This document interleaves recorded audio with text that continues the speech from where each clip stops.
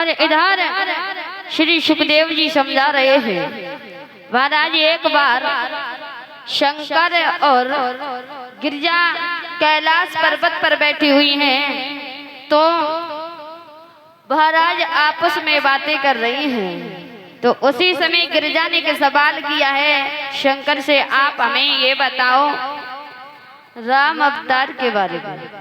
तो उसी समय भोले बाबा गिरिजा को समझा रहे हैं राम अवतार लेकर के आएंगे और उन्हें कैलाश पर्वत पर समझा रहे हैं। इधर महाराज देखते हैं, इधर महाराज भूतल पर बड़ा ही अत्याचार हो रहा है। ये पृथ्वी पर बड़ा ही अत्याचार हो रहा है। महाराज अत्याचार कैसा हो रहा है, जो पापियों की संख्या बढ़ने लगी है। जब पापियों की संख्या बढ़ने लगी तो अत्याचार होने लगा। जहाँ धर्म होता था वहाँ अधर्म होने लगा है। जब अधर्म होने लगा महाराज, तो उसी समय हुआ क्या, हुआ ये है साधु जो थे, साधुओं को महाराज दारू पिलाई जा रही है और उन्हें महाराज मांस खवाया जाता है। कितना बड़ा अत्याचार हो रहा है कि जिस समय पाठशालाओं में, जिस समय पाठशालाओं में हर नर मांस पकाए जाते हैं।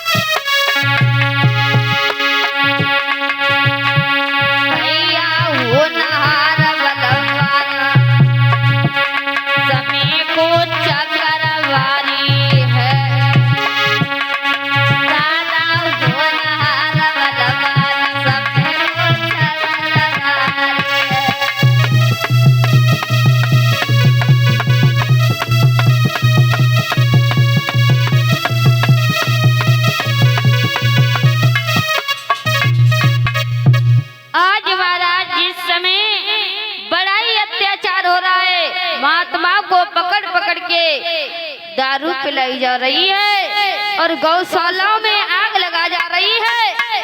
जब पृथ्वी माँ अत्याचार से जब दबने लगी है तो महाराज पृथ्वी माँ एक गाय का भेष बना करके ब्रह्मा जी के पास में पहुंची। और इधर महाराज जब उसी समय सोच रही है अब मुझे कुछ करना पड़ेगा, और इधर सभी देवता घबरा रहे हैं, कह रहे हैं कि अब क्या करना चाहिए पता नहीं, अब तो हमें रहने के लिए भी ठिकाना नहीं है। अब भगवान को याद कर रहे हैं, कह रहे हैं पता नहीं भगवान कहाँ मिलेंगे। जब उसी समय जब देवता भी घबरा रहे हैं, वो भी ब्रह्मा जी के पास में पहुंचे। तो ब्रह्मा जी के पास में पहुंचे हैं, उसी समय ब्रह्मा जी की सभा में हाहाकार होने लगा, त्राय त्राय होने लगा है। तो ब्रह्मा जी ने एक बात कही है, आप चिंता नहीं करो, आप हमारे पास में आए हो, हम तुम्हें उपाय अवश्य ही बताएंगे।